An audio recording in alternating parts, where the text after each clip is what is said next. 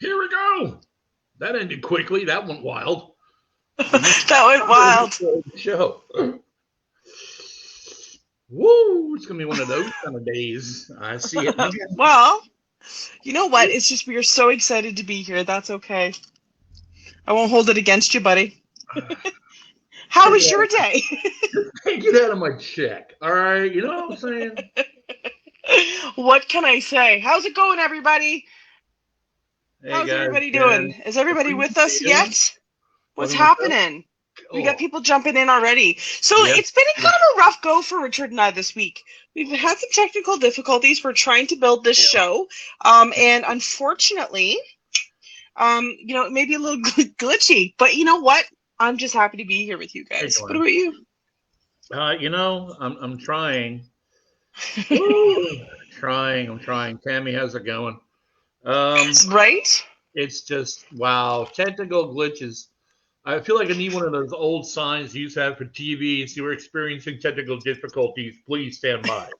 I feel like I'm needing that. And Go get a drink, get some popcorn, get some chips, whatever you feel like.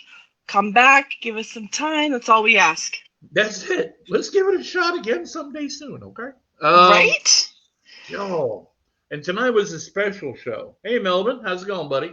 Tonight is Right? going to be a special show because we are actually displaying evidence. Now, I will tell you that was requested by a viewer. And you see it's right here, sitting right there. Okay, I got that from just trying to put all of this together right here. You know what? I'm just grateful. Yeah, Right, Katie doesn't have a beard, or she would have some gray ones too right now. Oh, let me tell you. Hey, Michael, how's it going? Nico, how's it How's it going, everybody? How's it going? Tara, what's up? Yeah, hey guys, Thanks just for. to kind of let you know a couple of housekeeping items. That we simulcast in two different networks, and we may see some of you, or I will, because I have the studio rights to do that. I can see everybody, but we can only see or hear if you comment. So if you say hello or whatever, we'll see you in the comment section because we have viewers. I just don't know all of them. So if you want to, you want us to know you're here, say hey, be nice, and it'll be a fun show. We already tested out the videos that we have for the show tonight, and you're going to have some patience for those boogers because again, it's glitching like crazy, and I'm not exactly sure. What the hell happened to my hair? What happened to my hair? Well, let's not get vain. It's like I don't know what the hell happened. It looks like I just went through a wind tunnel tested hairdo. All right, good. You know what? The cool thing about it is that's the style. Oh Lord, Melissa, hey, how's it going? Michael, good to see you. Yeah. Guys, tonight's show. Debbie and Greg and Tim Smith and Nita. How's it going, guys? Thanks for joining us. Hair looks better. Thanks, man. Appreciate. I don't know what that. At 50 years old, I'm just friggin' happy I've got some. All right. I'm just saying. I'm going. Oh, it's such a pain. I could care less in reality because I've got some to play with. So I'm right with that. Penny, how's it going? Oh Lord. Yeah. So Penny says, "Good evening, Richard and Katie. Hope all is good. It's the spirits. They're messing with you. You know what? I would not put it past them. I would not. There's a specific photo that I tried over and over and over again to upload, and we finally made it work. There was one that didn't get uploaded, no fault of Richard's. But let me tell you, it was brutal. We had some issues. We also, everybody had a very loyal viewer. Point out last episode a bunch of EVPs that came through. Mm-hmm. Did you? Yeah, while we were doing. So I did. I listened, and it was pretty intriguing. Some of them I couldn't really make out. Like I couldn't. But it was pretty cool. So guys, if you hear anything, please chime in because we'd love. We both live in haunted locations. Go figure. It comes with the territory. But yeah, so it happened, and it's happened before. So it's pretty cool anyway. Well, now, were they on my side or were they on your side? We'll never know. I mean, because the last time we caught EVPs doing this show, one of them, and it had to be talking to me, I would hope, said, "Hey, baby." And I'm like, oh. Alrighty then. Yeah. What's going on, Right? Adam? See you. So guys, as you see me looking down, I'm not ignoring. I have different screens going on, and I got to look down to be able to try and chime in and get the comments. So again, I apologize if I'm not looking at the screen. I'm not ignoring you. No. Yeah, there was a John Satterbeck is a gentleman I've talked with before, and did an investigation at a building that he was working with at one time. It was a distillery, and that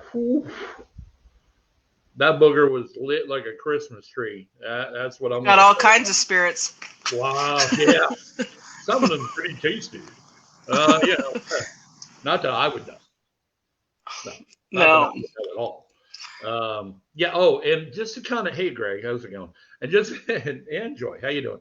So, and just to kind of clear up some misunderstandings, somebody told me, Ellen, not pointing out names, Ellen, was telling me that she thought I won't mention any Ellens. I mean, names. Yeah, she thought I was going to sleep, and I love her to tears. I see her almost every other day, but she thought I was going to sleep. What she doesn't understand, I had to explain to her, and I'll explain to you guys too, is that for me to look at the comments, they're on the far right-hand corner of my screen, so my eyes have to detract, and because, I'm old, and I've got to kind of concentrate on them. It kind of looked like I was falling asleep, and I wasn't. I promise. I really promise I wasn't falling asleep.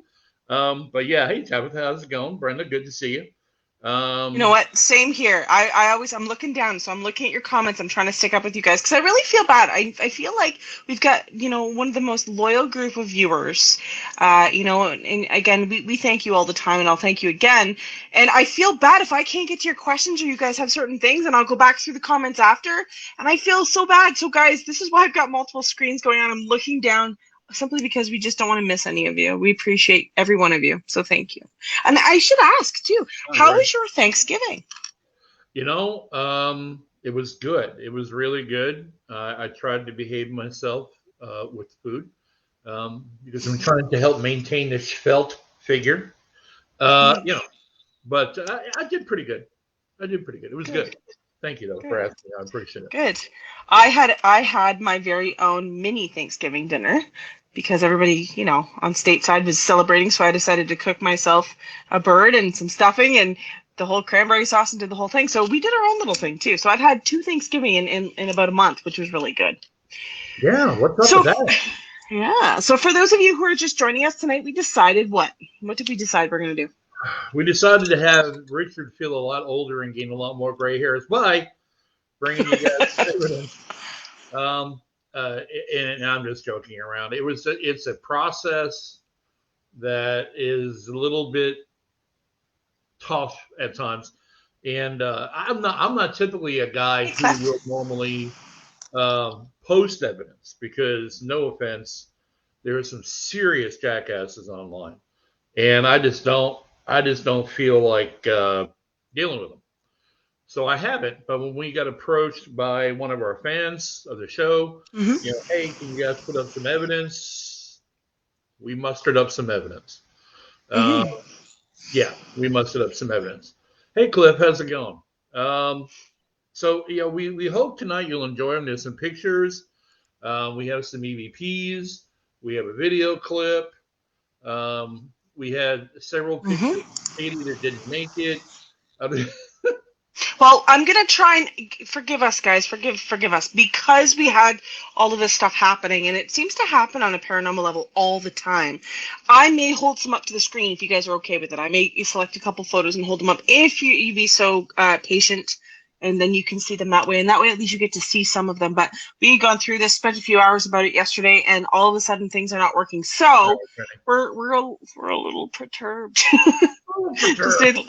It's not going to go quite the way I wanted it to. Yeah. Again, more gray hairs came from this effort. Right. Because we love you guys. We love you guys. So we're doing it. But I'm going to tell you, I gained some gray hairs from this crap. We're only doing it because we love you. So I'm going to tell you right up front, the videos you're going to see tonight, the videos come across glitchy in this studio. And I couldn't help it. So bear with us. You're going to see some stuff and you're going to hear some stuff, but it's a little glitchy. So I'm going to tell you that now. Don't tell us it's glitchy. We're going to know it's glitchy. Trust me. We spent half an hour almost trying to get them, see how they would look better than most. And we think we did an okay job, but they're going to be glitchy. So I've said it. It's out there. It's known. It's known. All right, guys. What do you want to do first here? You go, sir. You put them up and we'll talk about it. We'll rock and roll. Rock and roll. I think we're going to start off with Katie's pictures. Girl. Ooh. Yeah.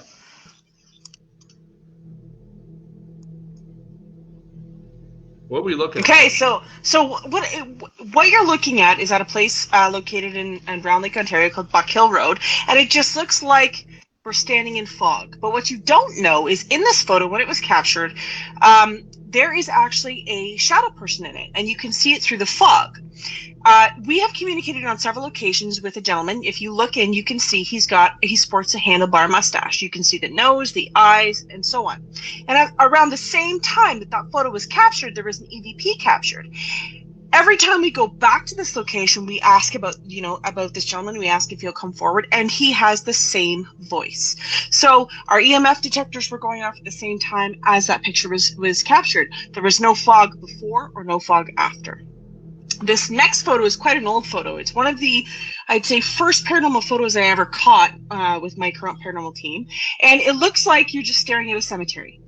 So if you look in that, you'll see that tree. And there's a zoomed in, we're going to zoom it in a little bit, and you'll be able to see a gentleman. Okay. Now, I'm not sure if you can see it, again, because the time of the photo, the graphics weren't great. But it'll zoom in even more, and you'll be able to see this gentleman. Now, at the time, I didn't understand. You can see me taking the photo right from the car door. Now, I wasn't investigating at this point. I was actually scouting locations that we could potentially practice investigating at. And so eventually, when I went through the evidence, this is the picture. You can see the man. He's standing. You can see his shoulders. You can see his face. And he's actually pointing. Now, I've played with this photo a little bit more, but I wanted to keep it as authentic as possible. All I did was zoom in and put a circle around it so you could see what I was referring to. But I've actually changed the color and hue in these photos, and you could actually see him pointing, okay? And he's actually pointing off into a distance. And what I didn't realize, I did some local research of the area that we took the photo, and 250 years ago, there was a bell that rang when the courthouse happened, when somebody was sentenced guilty, or a plea was made. The courthouse bell would ring, and people would point. It was something they did. They would point towards it, and so we actually found out that that's exactly what this was. We were not able to date this gentleman. We did pick EVPs up from him. We were able to do a spirit box session, but it was pretty cool that this image was taken. For any, little bit of a tip for anybody who's deciding to do investigating or looking into getting into a haunted location, bring your camera with you and snap photos. Paranormal doesn't just turn on. This is a perfect example that I was only scouting places. I wasn't, again, trying to investigate, and I'm able to capture this. And it was the best capture of the night. All right. We're just waiting for it to go through. I stopped it so you could talk about it. We're frozen. That's okay. Thank you. So this is the glitch, people. This is the glitch. So we apologize. It's coming through now, I think. Guys, we apologize, but this is stuff that we were kind of hoping would work out well. We're just there we go. There we go. Yeah, so there'll be a different angle coming up on this soon, I would think. A friend was just here telling me a story about her and another girl. Okay, so check this photo out, people. Check this one out. This is another really great capture. This was, again, at a Buck Hill investigation, Buck Hill Road. It's a public access. So if you look in the rearview mirror quickly, you will see the image of a gentleman inside, and it almost looks extraterrestrial and orangey. Nobody realized that was in the vehicle, but at the same time that was captured, there was an EVP in the car that stipulated everything's going to be all right, darling. And one of my investigators had been sitting in the car before that photo was taken. So, all of these things are correlating, and it started to make sense. With that one specific photo that you take, I had zoomed it in so you guys could get a better look, but you could see that in the photo, when you looked at the photo, there was nothing sitting in the seats. You could see through the windows, and the only thing that picked up that entity was the rear view mirror beside that mirror, and you could see it peeking through. Again, was not intending to take pictures of thinking anything was going to be in the van, right? Because that's what we traveled in. But it just goes to show that things can be unsuspecting, and where you least expect it to be is where it potentially could show up. Right. So this photo, this is where it gets glitchy. The photo that I had referred to of the man pointing, this was actually the photo of the tree. So when you look at, I had gone into the cemetery during that investigation, so we had gone back later, and I wanted to kind of prove or show that there was nothing in or close to that tree that could cause that. There was no gravestones, there was no statues, there was no fence lines, nothing that would cause that. And so that just is kind of a little backstory, that it was simply just the tree. Yeah, just waiting for it to pull on through. Right now, Yeah. on my end of Through it, this investigation, we were able to locate a husband and wife that had passed away. The wife, through the EVPs, had kept calling for her husband. She had died after him, and she was confused at death. And so through this investigation, we were able to get him to come through, and you could hear them having a conversation. She was so joyful and so grateful that she got to see her husband. So it was almost like getting to see them reunited in death. It was astounding. It was beautiful. I'm just waiting for it to go on through. Guys, again, we know it's kind of glitchy and cutty. Sorry, that's why we forewarned you. Yeah. It's just kind of the way it's going, and I'm just waiting for it to proceed. Yeah. So Tim had said, I saw another figure in that cemetery pic on the left also. You know what? You absolutely might have. This particular cemetery has two separate cemeteries on either side of the road. So it was pretty cool because you could see the entities kind of going back and forth, and we got a lot of evidence here. I was really thankful that we got to go with not every spirit wants to hang out at a cemetery, so this one in particular was pretty exciting. Okay, so that ends the roll. There we go. So we'll pull that out. All right, so there we go with that. And we'll know better for next time with the videos, guys. Sorry, but hopefully you're still enjoying the content of it anyway. It's just, to me, it's kind of just a technical glitch, and we'll get it figured out. But the pictures are really super cool. They're really good. And it's hard with pictures because a lot of people, when they go to an investigation, they have a tendency to just press the shutter button and go, which is good because you'll capture something before the event, and then you'll capture the event, and then you capture something after this. Maybe it's changed since the event has happened. But you take video, you take photos. My recommendation simply is just snap more than one shot. I mean, Katie has taken 1 million photos, I'm sure, but in something like this, when you do an investigation, recommended take a shot, and see how it changes. That way, you can add a little more validity to the event itself. Okay, well, I'm gonna take a shot at my photos and see. Sure, and there's a couple other photos, guys, that I actually pulled on my. It's kind of redneck style, but I did pull them up on my phone. So once we're done going through those, I'll kind of show you a couple more. Again, not going to be great, but it'll work. Oh, do you want to show them now? Oh no, let's do this. This is spectacular. Okay, so this is at Octagon Hall. You might see the face of the lady here in the middle of the picture. Her hair, her apron. I'm believing she was a maid. And she was actually sitting right between myself and another investigator at Octagon Hall. And as we move through, again, Octagon Hall, you'll see this is a child's grave, a mother's grave, father's grave. There's a light anomaly right there next to the child's gravestone. Then I thought it was intriguing, but this is the importance, again, of taking multiple shots, because you're about to see in a second, when this changes over to the next frame, why that's important. Here we go. Oh. Absolutely lit up like a Christmas tree. It's the same stone. of that child. That was the third frame in after the other frame that showed a light anomaly. That is absolutely encapsulating the child's headstone in bright white light. There was no flashlights being used. It was just a flash from the camera. And obviously it's not a glare because you don't see it on the other stone. This one is at the Wright Hotel. This is on the 3rd floor. And that is a gentleman that has been picked up. If you can see he's standing sideways. You can see his head, his shoulders, and his arm. He's been at the building several times. Been captured on camera before. Again, 3rd or 4th shot in, he appears, and then the next frame he disappears. Going to the next photo, when it decides to try to catch up with my speech.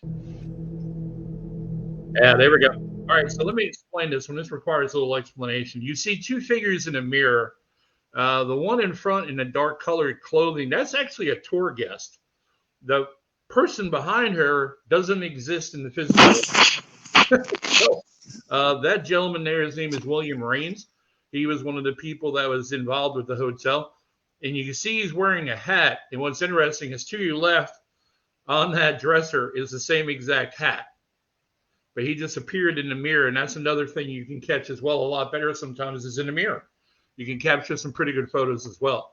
But that's William Raines at the Wright Hotel, which I thought was extremely interesting at the time because nobody knew he was there. I honestly could feel him in the room, but I didn't think he'd be that prominent an apparition.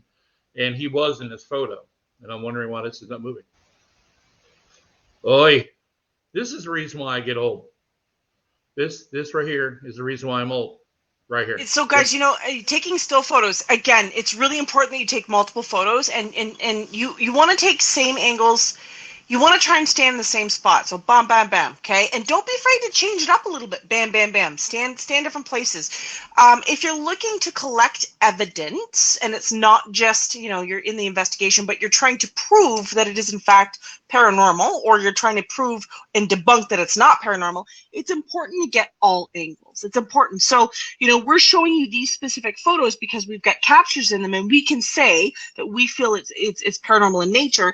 But if you're going to be presenting evidence to witnesses or to people in the house as an investigator, make sure that you've gotten different angles so that they know that it's not a pareidolia, or in other words, it's kind of a matrixing effect in the camera, and that you haven't placed anything there. And Nikki, I want to talk to you about that question regarding EVPs here in a moment. Once we're done through it, because I'm going to move to EVPs after this. When this is actually completed, which I think I'm there just about now. But I just thought it was a pretty compelling photo to see a gentleman standing there in a hat, wearing the same hat. Now this is another one. This one was captured at a medical facility that asked me to do an investigation there. Obviously, at the end of the hallway is a shadow person, an apparition. It's a very humanoid figure. And it just appeared out of nowhere. I turned and took a shot because I felt there was something there, and it was. That one, to me, for some reason, is a little bit creepier than some. I'd rather see him in their full, their full person, so to speak, than I would want to see him as a shadow figure. That kind of stuff just, I don't know, kind of creeps me out a little bit. But in that photo, Richard, that photo, we talked about that before we were on air, but that is such a great photo to collect an evidence. You couldn't be in a better position. Number one, you're at a dead end. Number two, you're in a space that is not reflective. Now, there was a mirror there, but the angle that the photo was taken had a non-reflective surface. But you could see Richard's head being, him standing there. So you could prove that shadow figure was a smaller individual. You would know that there would be distortion occurring if that was in fact your shadow, and you'd have to have a light source behind you. Richard was investigating in the dark. It's not as if there was a lot of light sources. There was nobody standing behind you, Richard, when you snapped that photo. All of these things prove that even though you're looking in the dark, you're still capturing something that's even darker. So, don't be afraid to look at what you're seeing in the photo besides the shadow person, apparition, anomaly. What else could be creating that in that photo? Could there be another heat source? Could there be some sort of image? You know yourself when you're using a FLIR system. If you capture that photo through the FLIR, for Richard, FLIR system, you're going to be getting a heat signature for a few minutes after you're in that position. So lots of times people think they're seeing footsteps from an apparition or an entity when really it's their own. It's just radiating that ambient temperature. The same thing occurs in photos. When you're snapping that photo, really make sure that it's nothing that you could be getting, that you could be creating in that photo, whether it be dust particles or reflections or heat changes or lens flare. Yeah, again, a question everything, assume nothing. I mean, that's really what it has to come down to. If you're capturing stuff, check it, try to debunk it, try to recreate it. I mean, I looked at that photo several times, and I had somebody go down the hall and stand about where I thought it was. No, there's no mistaking that was actually what it was, which was a paranormal event. I tend to be, myself personally, I tend to be more of a person who prefers or tries to capture or captures more EVPs than I do photos. Thankfully, I also have a few people now on my team that love taking photos. Go ahead. I'd rather have the EVPs and then sometimes the photos. To me, I'm a real big one on talking with history, and that's really the way I see it. That's what you're doing. I mean, you're conversating with people that were around 150, 200 plus years ago. That's incredible. Who else has an opportunity? Yeah, it's not normal. People sitting around the water cooler at work go, "Hey, Joe, what are you doing?" "Well, I'm going to go fishing this weekend." "Well, what are you going to do, John?" "Well, I'm going to go, camping." "What are you going to do, Rich?" "I'm going to talk to dead people." That really doesn't come across as a normal thing for a lot of people. But it's something that you have to take with professionalism, stride, maturity, and get the stuff that you want to get evidence-wise, photos, videos, what have you. And everybody here is putting up some great comments. And we're going to get into the comments and questions once we're done with this show and tell type thing. I'm going to show you now a video that we captured at Hellsbar Dam that went pretty crazy for us. Now you're looking at the white wall. Yeah, we're chanting because the spirits communicated to me that chanting is what they wanted to do, and they wanted to do it to be able to have them come forward. You watch the white wall here to your right. See that white finger? What's the matter? Yeah, I'll play it for you again because that happens quick. What on the wall to your right, you'll see this white missing apparition just walk out and hook right. Talkie mushroom. When you did that, there's dust down there. Whatever that is, it formed a shape. I love the way he did that. Yes. Shape. And that was that was at Hellsbar Dam. Had a lot of fun there with it. It was a very interesting place, but I felt as a psychic medium when I walked past that hallway, the intersection as it's called, I'm telling you, we need to watch this hallway because something's going to pop up. What you don't notice, and maybe not a lot of people didn't notice, is that everyone's fixated on the right-hand wall. But when you look to the left-hand wall at the far corner, there's an undulating shadow figure or dark entity. He's just undulating. He's moving back and forth. You don't really notice it because the white missing apparition captures your eye. But if you look to your left, there's actually two paranormal events happening at the same time. So I'm going to ask on behalf of everybody, but can we see it again? Can we see it again? Yeah, sure. Because I'm sure everybody wants to see this little shadow figure. No, hit the like if you want to see the shadow figure again, because I know y'all do. I do. All right, so here we go. On the far left-hand side wall, he's standing about 3 foot high right against the wall. And then there's actually a big shadow figure right next to that door to the left-hand side of the door jamb. You'll see that shadow figure. See that dark figure? Looks like a blob. Mm-hmm. The blob is still there, too. When you did that, there's dust down there. Whatever that is. It even the other guy formed a shape. Yeah. Yes. Yep. But it's very easy to see that and go, oh, the white guy is cool. But then there's also the black shadow mass moving backward and forward in the hallway. Anybody see that besides Katie and I? Oh, I saw it. How cool is that?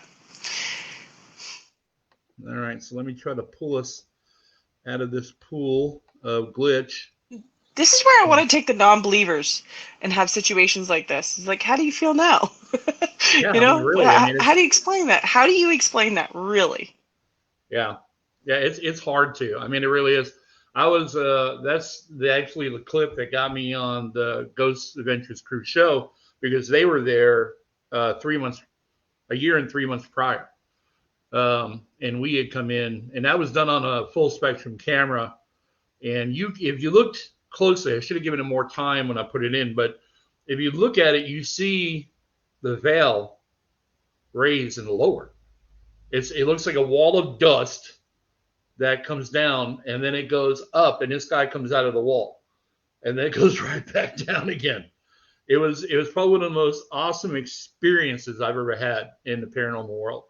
It was incredible for me. I loved it. And that's a great point, Richard, because talking about the veil, people say to me, well, what's the veil? How does the veil fit? How does the veil?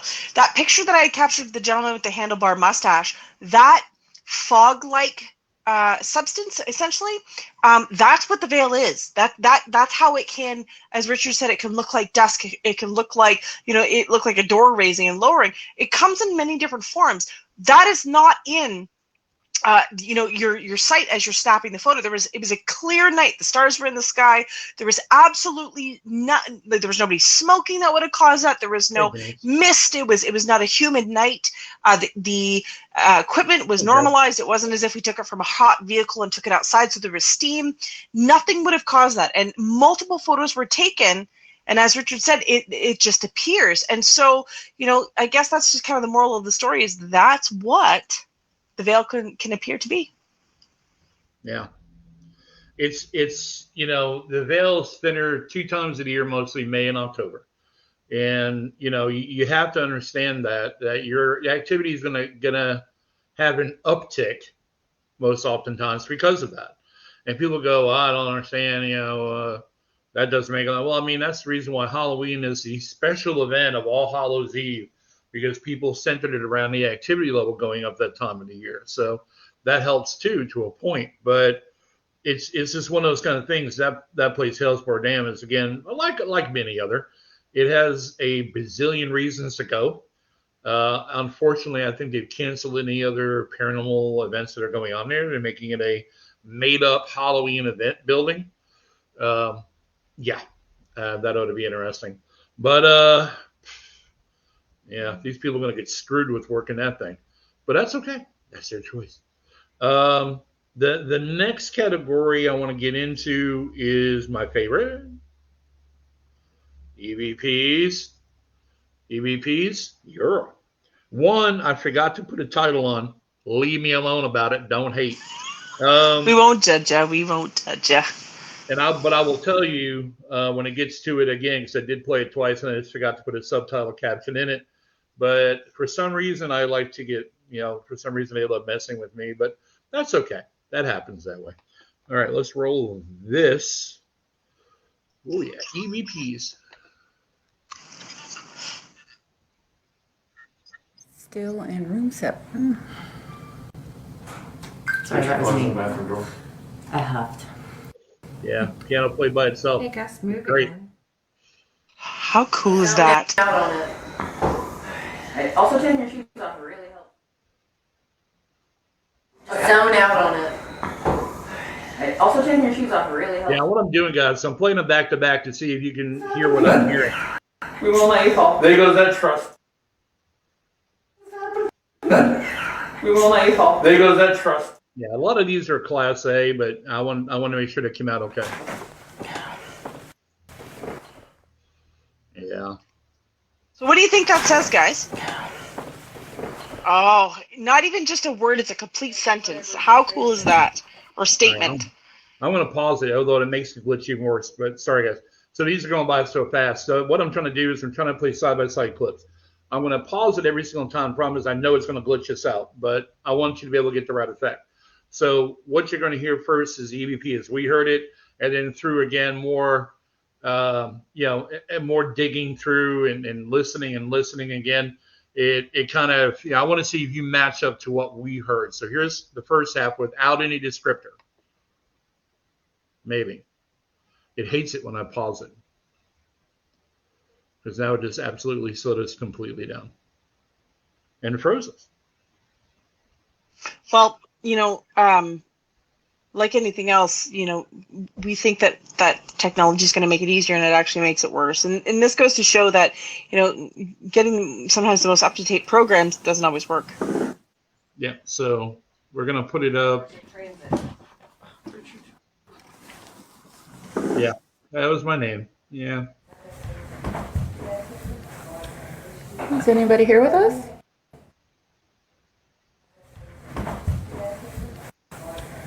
Is anybody here with us? Thing to be in a position of. Yeah. All right, so good.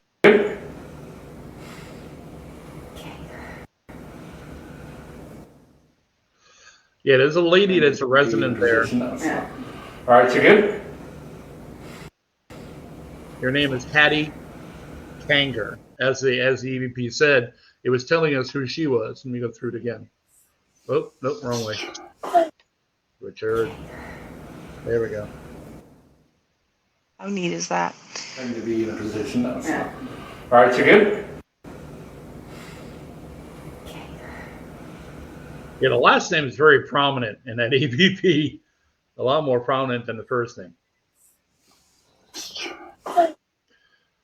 And where I forgot to type in was right here, guys. Investigating, it says sit in this chair. Jailers. Walking So in. we're up in Jailers. So we're Y'all suck. up in I love that one. That was great. Y'all suck. But yeah, it's just I love EVPs. I don't know why I do so much, but I just do. So that's kind of the round, guys, that we have on the EVPs. It's just for me, the EVP portion of it's probably I've got. I think last time I looked, because those were just my two of my favorite places, of course. But I've got over. If anybody understands the computer side of this thing, I've got over 1.3 gig of audio clips. They're just EVPs, just solid 1.3 gig of just EVP clips. And that's a little crazy, but I have a lot of them. They're some of my most enjoyable things to capture sometimes. With EVPs, I try to, we try our best to educate and train people that come in for our tours to be able to learn how to do things a certain way correctly, I believe. The one thing I always tend to lean on the most with people is EVP work. And with me, the whole thing about vinegar versus honey, yeah, 100%. And the thing of it is, I've always get people that always are like, hey, what kind of questions should I ask? Because I always try to involve our tour groups and the people in the tour group to engage the EVPs, to ask EVP questions. And the first thing a lot of times out of our mouth is, what do I ask? Well, I mean, here's the thing. If you had somebody sitting in front of you that was 200 years old, what would you ask? Right? I mean, that's really what it comes down to. I've asked things as non-complicated, but as thoughtful as, what would be the recommendations you could give the living to help us live a better life? And I've gotten an answer at Class A at the Hamilton House that said point blank, just enjoy life. I mean, that's awesome. I mean, you ask for some great stuff and you get some incredible feedback from the dead. And all they're trying to do is, somebody said, Mort Ali says, love your necklace, Katie. Thank you. I appreciate it. Yeah. So, I mean, we're going back to the Hamilton House the 1st of January. Yes, I said the 1st of January. Y'all will be healed up after New Year's Eve at that point. But, it's amazing. Hamilton House is so incredible in so many different ways in the Wright Hotel, and the Wright Hotel is incredibly in so many different ways than the Hamilton House. And we're just we're blessed to have 3 different locations to be able to do this in. And it truly they have become a research facility. Every one of them is really a research facility. It's not a place to go as a bunch of yahoos that want to go out and have a great time and ask some really stupid, have a ghost touch. No, it's a way to research how to do this. And I've got teams that go in there privately all the time.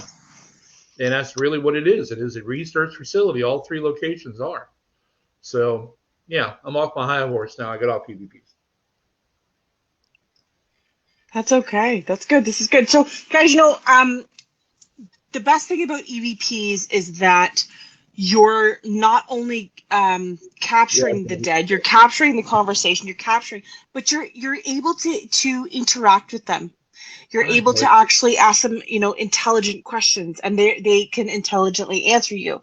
So, for example, that one EVP that Richard had put in his name was in there.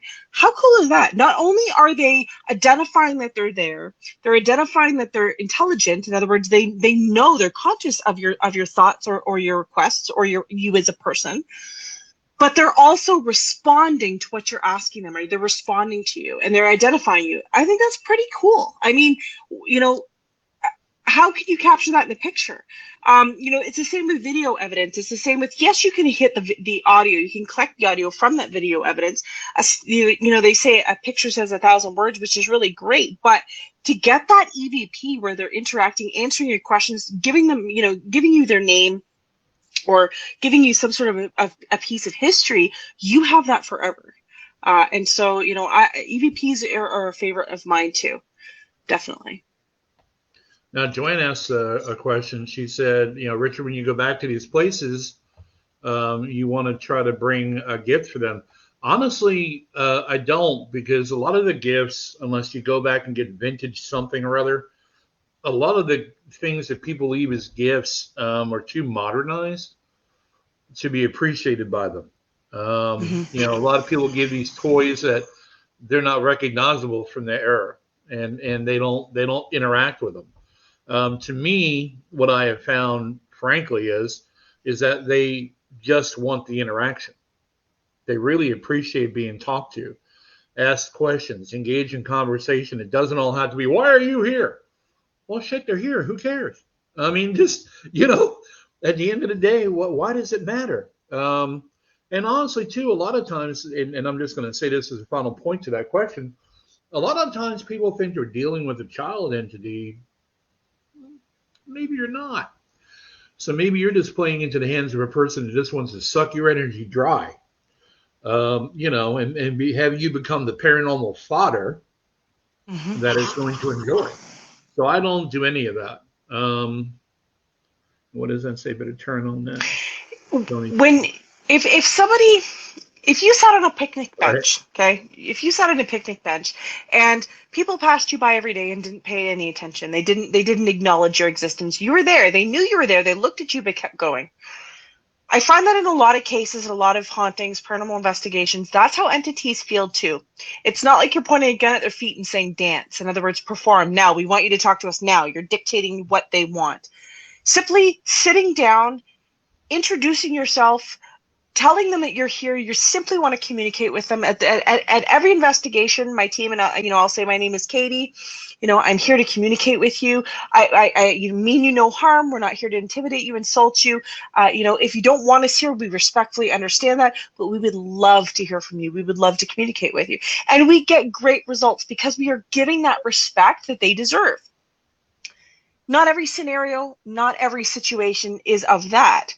Walking into a place where there is tragedy in terms of, a mass murder, or you're walking into a negative place like a mental institution or a jail, you may not be well received. If I'm a woman walking into a men's jail, you have to be prepared that there are things that can happen, okay? And that goes, for other scenarios too. So, you got to be careful what you wish for, and you have to be careful that you're approaching it in the proper manner.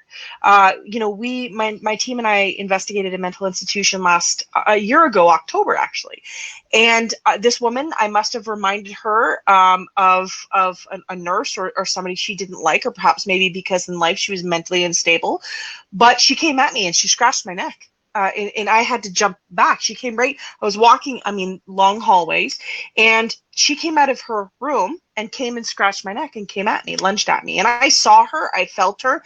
Psychically, I was told, what was happening, and the mark showed. And so, again, be careful. When you open yourself up, just look out where you're going and be cognizant of it.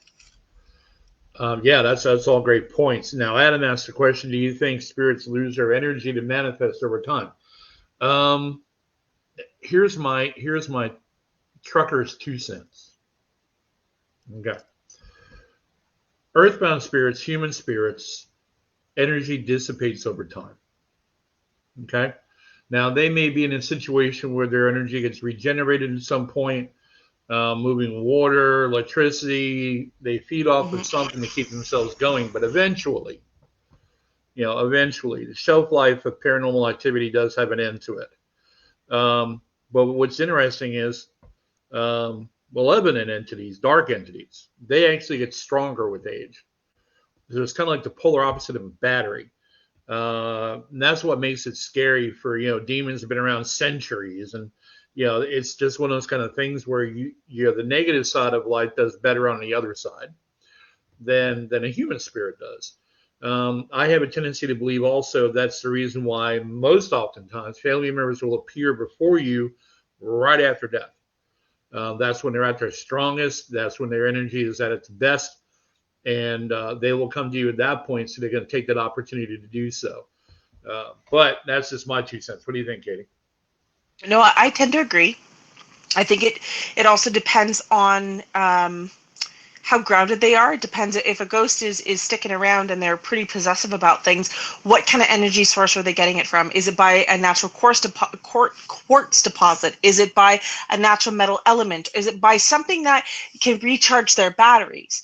A lot of times entities or paranormal activity occurs around ley lines, or occurs around hydro wires, or occurs around natural moving water, and it's stronger at those points. And that's because that battery charge can happen easier. So, it also depends on what they believed in life. If an individual was hellbent, pardon the pun, on, they were very possessive about their home, they didn't want anybody entering, that was their livelihood, and they protected that place, they're going to want to protect it in death in a lot of circumstances. So you're going to get that kind of oomph from them. Over time, sometimes they change the mind. Sometimes they decide. You have to realize that it's your choice to cross over or not. And so these entities are deciding to stay, or don't know they're dead, or still are grounded because they feel that they need to stay. And over time, they decide to cross and transition over. Yeah, and that happens. Now, the next question came up: what is the difference between a shadow person and an apparition? Aren't they kind of considered the same? Confused on the. All right. So again, Katie is a lot more eloquent in her answers than I am. I'm just a big oaf that kind of looks at it and goes, yeah. Stop. Stop. All right. So here's my 2 cents with my experience in this situation. Shadow people. We probably know less about true shadow people, than we know about a lot of other things in the paranormal. They're not easy to explain. Shadow people have a tendency of not having like facial features. They're not recognizable. Yeah, that might be in a humanoid shape, but they're not recognizable. There are no distinguishing features. And what's funny about shadow people, true shadow people, they're usually darker than dark. So that's how you find them. That's how you see them. But they also like to play hide and seek games with people that are investigating. And, someone's like, I want to see you, but I don't want to see you. And they play hide and seek games. Where apparitions, it's a manifestation of a spirit is what you're seeing. It's the full physical manifestation of a spirit. So grandma looks like grandma, hopefully. The way she presents to you in an apparition form is what she would probably look like in life. And that's actually, and people go, oh, yeah, I want to see a lot of video evidence. Here's the thing. That takes a lot of energy for an apparition to appear. For a person on the other side to manifest requires a lot of energy. It's not something that you snap your fingers and it happens. So when we capture these photos that you saw that Katie captured, the ones that I captured, things like that, even EVPs, guys, it really requires a level of energy that gets exhausted rather quickly. And that's different, I believe, too, than shadow people, because it's almost like they got their own battery system. They don't get weak. They don't get tired. They don't, I've had EVP sessions where the spirit basically told me I'm tired, and she had to step away to be able to regenerate her energy again.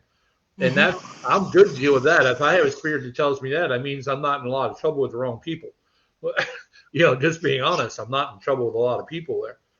What I mean by that is the negative side of entities that don't get tired, that love to play with you. Yeah, I've never had, and I'm going to show you a quick picture of another shadow figure. I've never had verbal communication from a shadow figure either, and maybe Richard, you had touched on that, but normally I see them, I witness them. You see them, that you snap in a photo and they're gone, or they will move, but they're kind of gone. It's not as if they're physically communicative. And I think there's got to be a handful of people that feel the same way. Oh, absolutely. Okay, so Bonnie says, I have not experienced communication with a shadow person, not like a spirit person will do. See, I agree. Yeah. Here's another quick photo. So I'll pull this up. I know it's bad graphics, guys, but so you can see it. You'll see the person. You'll see the person to this person right here. Okay, that's a real person. So the example is, you see the shadow figure in the middle. That into the person's right. Those were shadow figures. That was something that was captured. You can actually see through it. I'll hold it up again. You can see through it. Yeah. As far as going through, okay. It was something that was there and it was gone. We were taking video, we were taking audio, and bam, it showed up. And there was no physical communication. Nobody felt anything. It wasn't as if we were taking that picture to capture a shadow figure. What we were doing was taking the pictures to kind of get a good baseline reading. We were making sure that everything was in line, and so I like to take 360 degrees so we know what we're dealing with. So if we're standing in the dark and I snap a photo and I'm not sure what it is, I can kind of line it up with where I've been, and that's what that photo's intention was. And it goes to show, there you go, another photo had been captured. Now Donna says, my daughter died 13 years ago, but after she died, we had seen a lot of white dots around her house. In all of the pictures. All right, so let me just kind of help with this in perspective. Again, my 2 cents. Sometimes spirits have the energy to be able to produce an EVP. Sometimes they have the energy to produce orbs. Sometimes they have the energy enough to be able to produce an actual manifestation of themselves. And it all takes energy. So whatever. I've had a lot more sincere orb activity with, humans that have passed over. You see a lot of that kind of stuff going on because, again, it requires a lot of energy. And, so that's great that you have that opportunity to be able to see that. And, it's nothing's ever easy when that happens, but it's just the presence is still there. So that's really what all that matters, is the presence is there. Something to look at. And again, guys, just because, look at Richard and I, perfect example of Richard and I. I'm up here in cold Canada. He's down in warm Tennessee, but we're able to communicate. Now, we had some glitches. Me sending photos, us trying to upload things. That's what happens when you're so far away, okay? Bottom line, we're still communicating, and we're all doing it together at the same time simultaneously. And we have people all over the world watching, which is so super cool. Right. But we can't always be in the same space. So just because your loved ones have passed away, or that you're not physically seeing them, they're not able to talk to you, that doesn't mean they're not there. Sometimes it gets glitchy, and sometimes they have to build up their energy, and sometimes it takes a little time for them to come through again. So be patient. If you're not hearing from that loved one, or you're having kind of bad luck when you're doing an investigation, give it a little bit more time, and I don't think you're going to be disappointed. Now, Tara says your gifts are very strong. I think she's talking to you. Assuming she's talking to you. Does that help their energy consumption? Well, that's you too, sir. You go ahead. No, it is. I will tell you, we become a target, because here's the thing. Anyone that has the ability to see, feel, and hear spirit is a target. They will contact you. Yes, they will communicate with you. Yes, they will engage you. And the entire time, they're just sucking you dry. They're just wiping out your energy. I have left more investigations only to go home and crash for 12 hours, to wake up feeling like somebody beat me with a baseball bat. We call that the paranormal hangover, you know what I mean? And that's real. That's legit. That happens. a lot. You know, when I do, especially when I do cleansings, it wipes me out. As I'm sure it does for you, Katie, as well, doesn't it? Oh, yes, agreed. It comes down to where you're investigating, how much activity has occurred. Me doing readings every day, I get tired. I get tired. Sometimes I need to veg, and it's time to. It's important to do that self-care and cleansings and all sorts of stuff. Guys. We use our light source or our energy all the time. For those of you, we all go out to work. It doesn't matter what you do, but you remember those intense moments where you're focused on your job and you get mentally exhausted. The same or similar kind of happens to us too in terms of energy. It doesn't discriminate. Wherever it can pick up battery, it's going to pick up battery, right? So we are bigger targets because they know that they have a bigger source of focal energy to get to us. But anybody going to an investigation may experience that too. And there's other circumstances where we're exhilarated after. We feel like we have a ton of energy. They not only have they taken, they've given. So it's not always a kind of a drawing aspect. Sometimes they do give you the energy and you feel great after. Yeah, I mean, there are times, again, depending upon the energy you're dealing with, that you can walk away elated. You can walk away feeling even refreshed to a point, neutralized, not drained, but neutralized. But Bonnie brings up something pretty interesting. She said, I did put my hand through a shadow figure. The air is thicker with some resistance. This is really cool. I've not had that opportunity yet. That sounds really cool. Well, I guess to me it would be cool. I'm one of them crazy people. To me, that would be awesome. But it's kind of interesting. You said that they're denser, the air is denser, and being that there's resistance, again, that's density. And that just tells me either they're just full of a ton of energy. That would be what my thought would be, is they're just so loaded with energy that they're just denser than the average person, which I think is wild. And the fact that you put your hand through one, wild. Right. Congratulations, I think. Yeah. Winning the lottery. Tabitha says, I haven't had a happy experience with shadow people. I don't like the energy or how I feel around the ones I've seen. Yeah, there's no real pleasantry behind that at all. Now, David said, have you considered in your investigations using a couple of batteries or large energy sources besides camera batteries to assist in the assist spirits? Yes. I've run in a car battery before. That tends to help. Still makes me, I'm still a target no matter what. But, they will go to that and try to sap that dry. And I've had them do it. I've been in actually it was Hales Bar Dam. I've had it happen there where within an hour, that car battery that was fully charged was dead. And they just, But there are some situations for me personally, I don't know if I want to add power to them.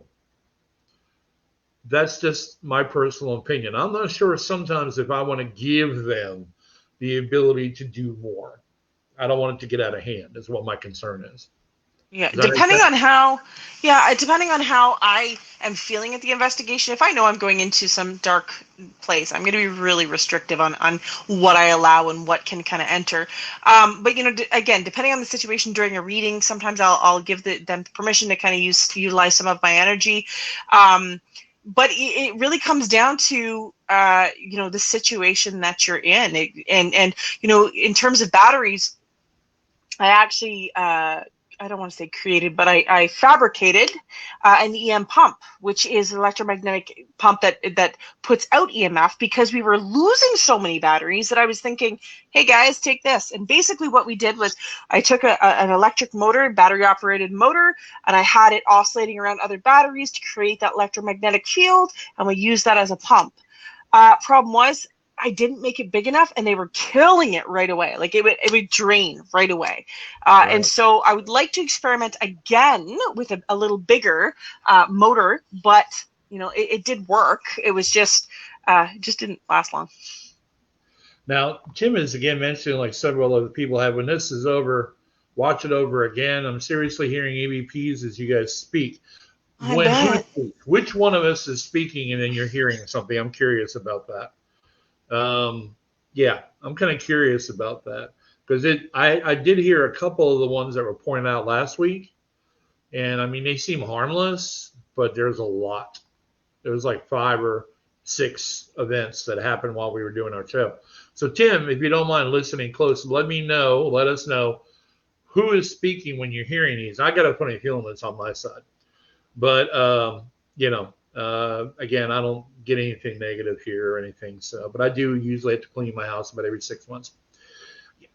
That happens, But we've been to a very active location 2 weeks ago, but nothing negative in it at all. But I could have had a couple of riders. You don't know. We'll see. Ride or die. Yeah, ride or die.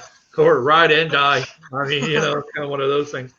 All right. So Jen said, since about a year ago, I started hearing voices say, hey, and how they say my name and they say my name on occasion.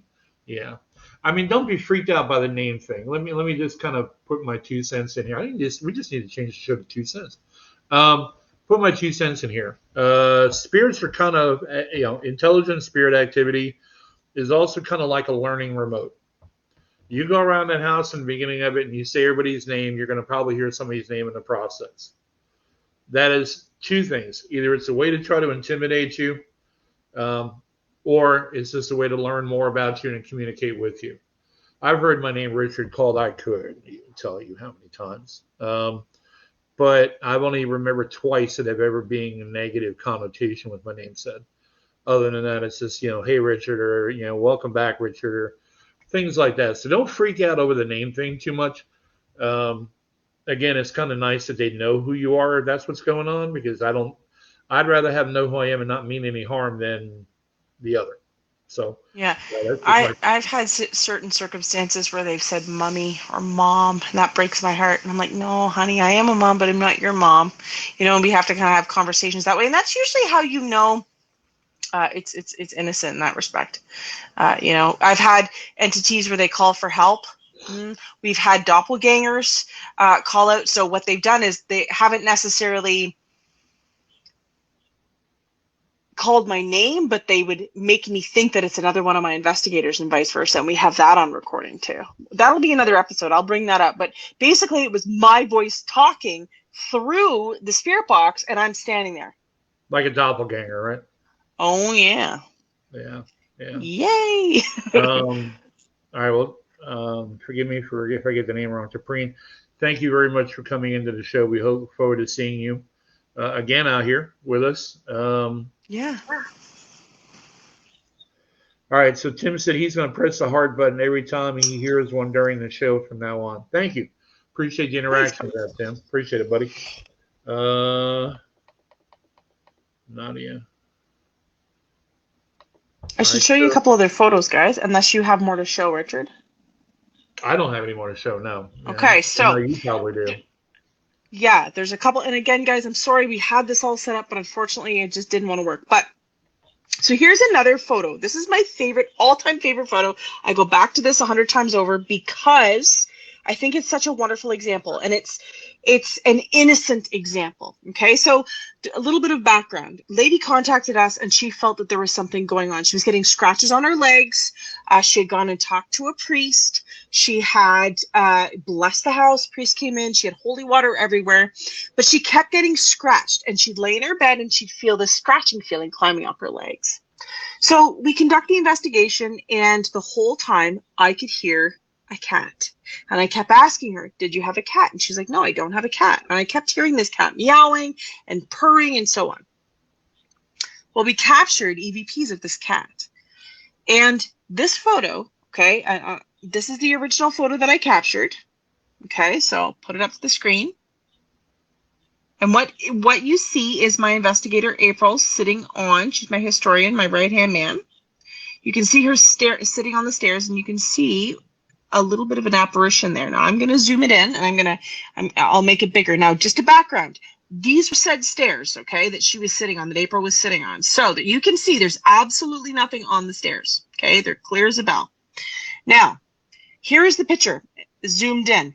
Okay, that is the coolest picture I have ever captured of an entity, and it was innocent. It was a cat, and it turned out that this cat was jumping on her owner to try to cuddle in bed. And so the poor girl was getting these scratch marks, and it was just the cat. And of course, when you're getting scratched by an unseen force and you're wondering why these marks are coming up, they're not making any patterns. It's not in threes. It's not, but you can relate that how terrifying would that be, to the point where you have to call a priest in, and they call us in.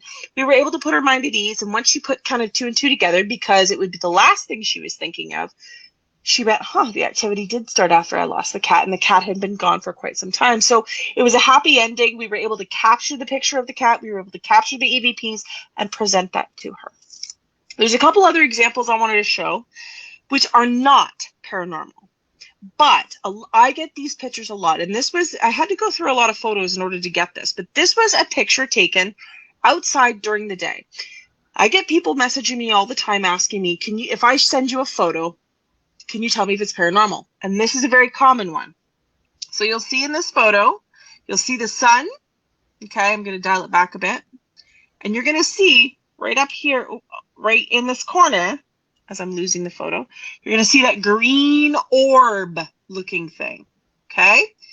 Now, I'm going to flick to the next picture, and you're going to see it again. It's moving with you.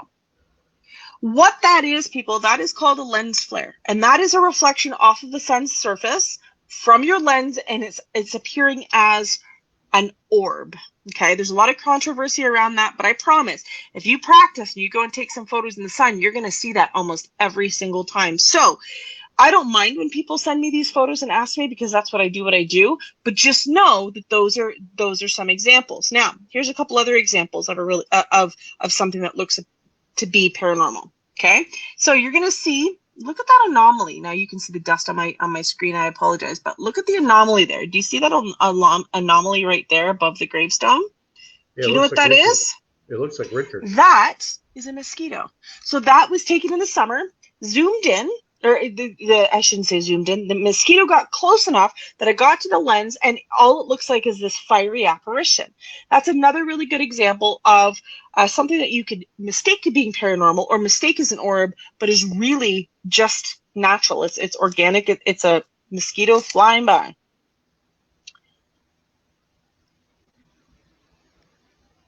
That is it for the photos that I have. So Guys, we will tell you, I know Katie does too, but I know I've probably been tossed a lot of photographic evidence.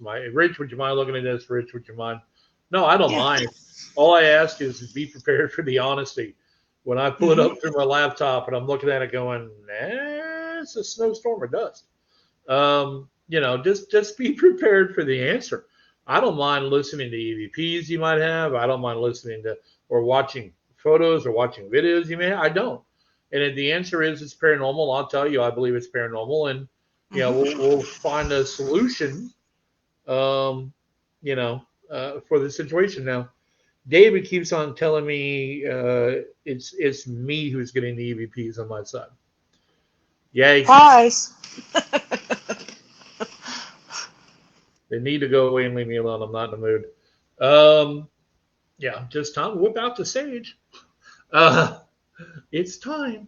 But it's just for us guys, evidence gathering is all part of doing the job.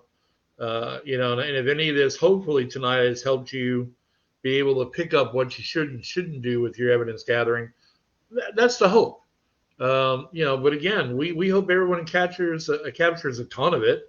And, again, we just really hope that you guys have gotten something from it. Hopefully you enjoyed what you saw tonight and heard. Hopefully, to us, this is what was asked for. So we got it. And you know what, guys, this is going to make you go back to your photos. Go back in time. Go back and look at your gallery, go through your computer and start looking at some of these photos and look at it from a different perspective. Taking a family photo, taking photos of scenery, go and have an open eye and go and look and see what you captured, because I can almost guarantee that you're going to go back and you're going to go, who knew? Who knew that was there? Who knew? And you're going to find some sort of anomaly.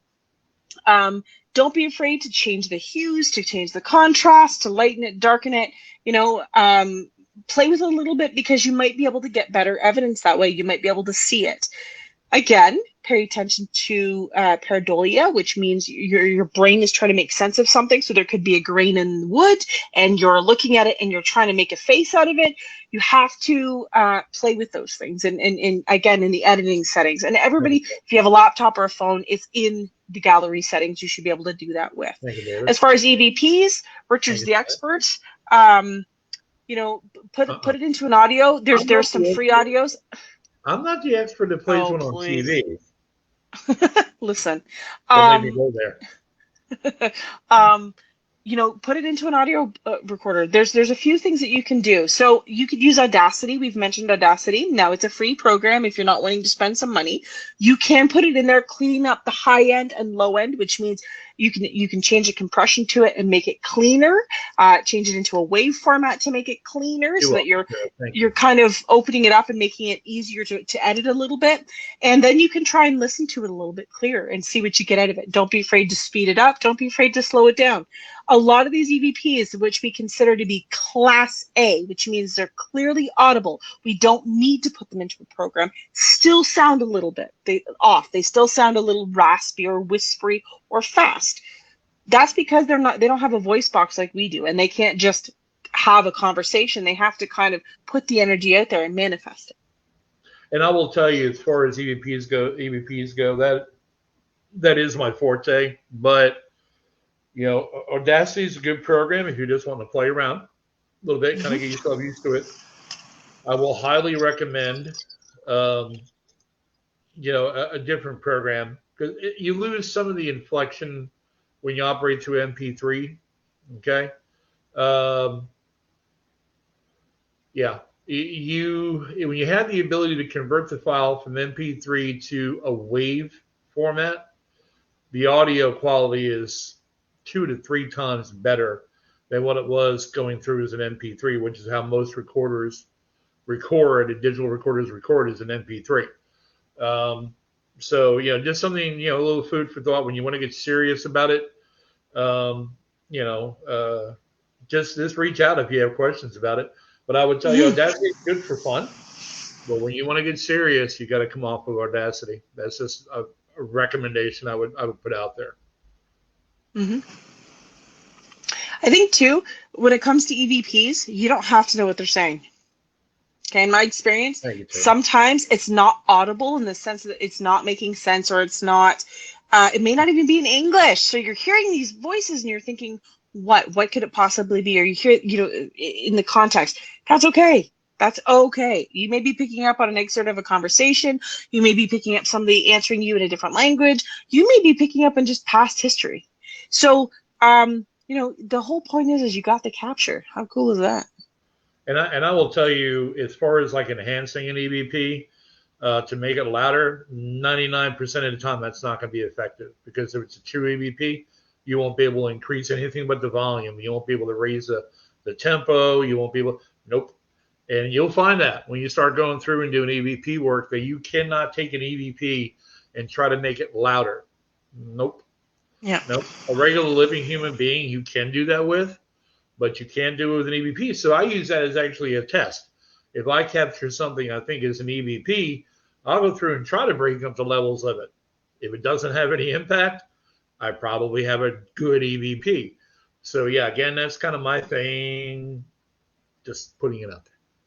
Mm-hmm. And don't be afraid to put it into different. You know, you can play your video evidence if you can timestamp it. You can play it audio as well, right? So you can go through those things. Everybody thinks you have to have an audio recorder to do EVP sessions. Lots of stuff are picked up on video too. You know, sometimes the quality isn't as good because it's not necessarily just made for audio, but you may be able to pick up that stuff, right? You may be able to get something, and sometimes you'll get stuff in video capture rather than an audio capture, and they're standing side by side. This is why a lot of times my investigators are not only snapping photos, but they have their own audio recorders going, because you know they'll be picking it up in their equipment and not necessarily my equipment, and vice versa. Now, Natalie just asked me what would I use instead of Audacity. I use WavePad. WavePad for me is probably for me the most user-friendly, very well put together piece of software that will edit your audio like a champ. But I use WavePad. I think it cost me $29 on eBay. you know. And you get the Master's Edition, which allows you to be able to burn CDs, allows you to be able to use basically what they would use in a sound studio with the leveling bars as well. So I mean, it's kind of an incredible program. But I would use WavePad. Time left, Richard. Yeah, we have 15 minutes left. God, it just goes away. Now, David said we were frozen. Hopefully, we're not frozen anymore.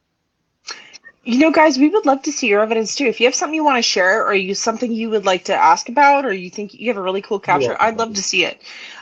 You know, it stays with us. It's not something that I'm going to promote on air unless you've requested it, or you have permission about it, or you have a question about it. You know, but yeah, we would love to see this stuff.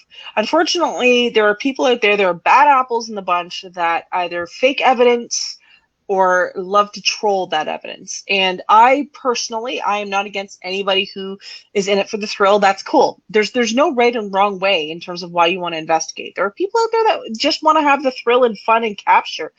That's definitely me, but I also want to help people. So a lot of my evidence is confidential. I live in a small community where people are private. They're afraid to reach out. It takes a lot of effort for them to do that. And so I don't really air it on the internet for that specific reason. But if you have something, I'd love to see it.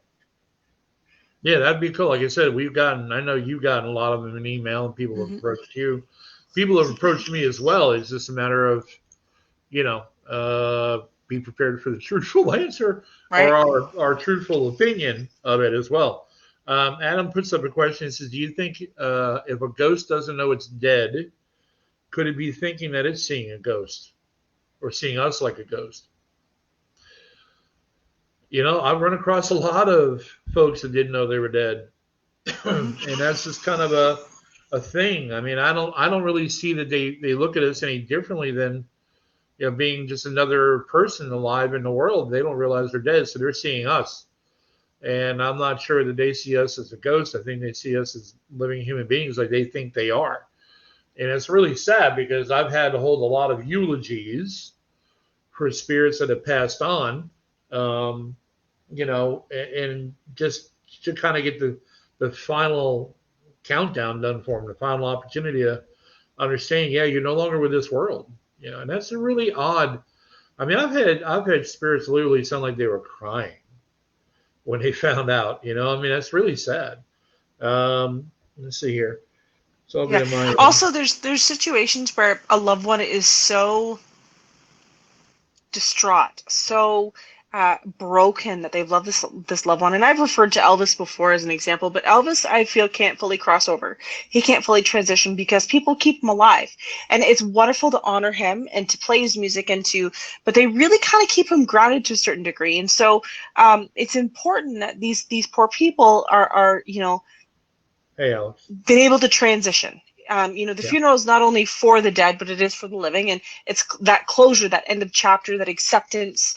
You may not like it, but it's something that I feel that kind of needs to happen in order to help that person transition. Yeah. David keeps on saying we're frozen on his end. Yeah. Alex, you're a little late to the show, but we'd love to have you. We appreciate you being here. You missed a lot of really glitchy videos. Yeah. But you know, guys, evidence to us is how we prove the other side exists, and we prove it to ourselves. I do a lot of investigations just for my own edification. I do them just to be able to learn more and experience more. And yeah, 26 years going into this thing, I still don't know everything, and I'll never will.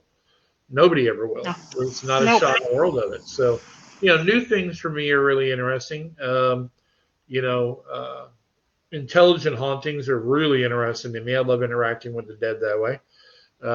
You know, having the right equipment helps with evidence gathering, but again, you don't have to go absolutely insane in the membrane to be able to capture evidence and have the right equipment to do so. I am the king of cheap or free. That is just how I am.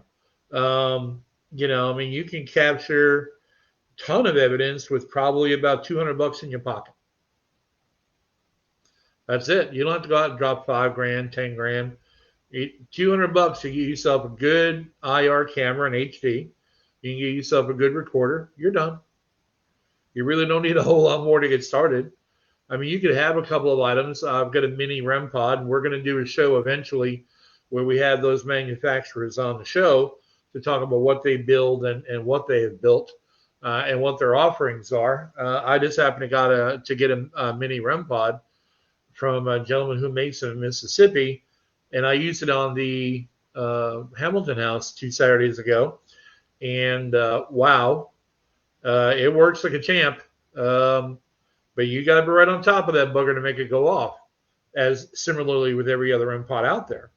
But yeah, it's really great, and it's $36 on eBay. You know, that's cheap. Okay, that's cheap.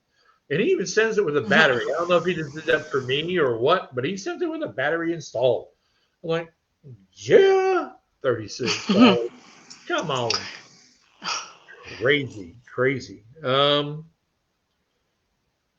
Well, yeah, the only person who seems to be having a problem seeing us is David. Sorry, David. Now, Judy says, if we bring someone home with us, is there a way we can get rid of it versus having the house cleared remotely? Absolutely there is, Judy. Absolutely. But the first thing is if pat on the back if you know you've brought something home, because 9 times out of 10 you don't. Right. I have a dear friend that brought something home the other day, and she didn't even know it. She had no idea. And I was like, hey, dude, you got something. She was like, huh, I did feel like, once looking back on it, she was like, yeah, I did feel different. I did. But at the time, you know, she wasn't cognizant of it. And so if you are aware of it, give yourself a pat on the back. Number 2, you are the most powerful one to be able to do it. So when I go and do a cleansing, when I do remote viewing, when I go, you know, in clear places, I make the individual come with me. And I teach that individual how it's done, because they are the one that holds the power to do it properly. You know, if you have somebody else, if you reach out and ask for help, and there's absolutely nothing wrong with that, but you're relinquishing a little bit of that power rather than standing up to it and saying, hey, I got this. So don't ever be afraid to reach out, but at the same time, stand up for yourself and do that cleansing, and you'll find that it'll be more successful. Ellen, I love that woman of tears. She's funny. She said, well, here's some deep thought.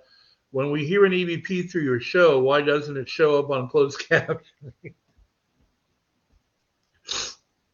That is the coolest. Okay, here's some food for thought. Whenever I've put an EVP into an audio program, in that wavelength, so you'll see it through an audio, you see the wavelengths going. So as it gets like louder or a higher vibrato, you may see that wave pattern change.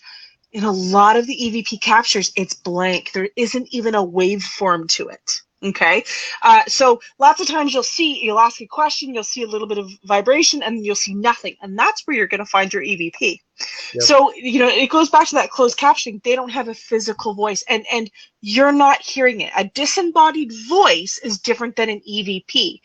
EVP, electronic voice phenomena, is something you may not hear in present moment. So if you're non-psychic, if you're asking the question, you're waiting for the reply, it's usually not until playback that you hear what they're having to say. The disembodied voices, you're actually hearing it in present time. So you ask a question and all of a sudden you hear hi. You're like, that may show up as closed captioning. Yeah, or if you have your friendly neighborhood psychic medium that is also clairaudient, they're a lot of fun to have on investigations too. Right. So I wanted to get a bumper sticker that says "I swerve for dead deer" or "I swerve for dead raccoons," because I see these apparitions going by, and you should see me swerving, and people are looking at me like I'm knucking futz, and I see these things, right? so I'm swerving for dead animals. I swerve for the dead. Did you just say knucking futz? I did. Nice. Judy says my granddaughter was seeing the man that we brought home, and that's how I knew. I had no clue, she said. So, yeah. Right. All right. So, Adam says, well, hey, Katie, would you think that Michael Jackson is stuck and can't transition over? Yeah, to a certain degree, yes. Yeah. Yeah, I agree. So, again, it doesn't have to be a celebrity. It doesn't have to be somebody that, you know, if one person loved this person hard enough, You see those graves on the side of the road, and I think that's beautiful to honor these people. But, it's not necessarily the physical grave, it's the act of not being able to let go, not being able to, it's one thing to honor your loved one, but when you can't accept their death, that kind of holds them and grounds them here. So, again, it's important to accept it and to try to move on. Now, Kristen said, I've had one EVP. I've had one EVP sound like life. Yeah, agreed. Yeah, I've had those things. Those are great. Those are great. Now, Chris said the thing that I don't like it much is when people are using the ghost apps from the App Store. Okay, so I will tell you, I'm not a big fan of some of those either. I have used some, and just to actually set up to try to prove them useless. I had one called Spiritus. Spiritus shocked me a little.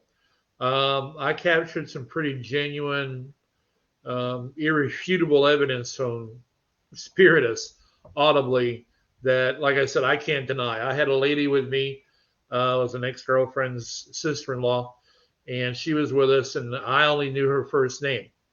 Well, we asked in the Spiritus, what's the name of someone around us? And it came across not only with this woman's first name, but her last name, which I didn't even know.